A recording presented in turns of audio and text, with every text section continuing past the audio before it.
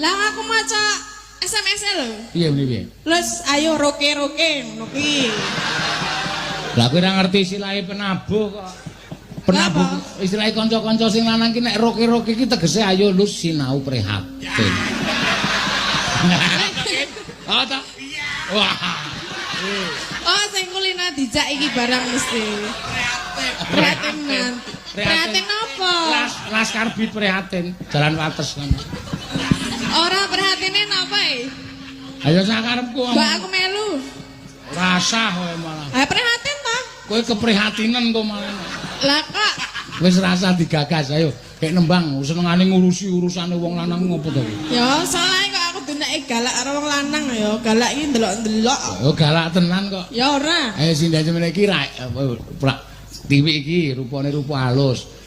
Agnes kuwi galak ning rapateko.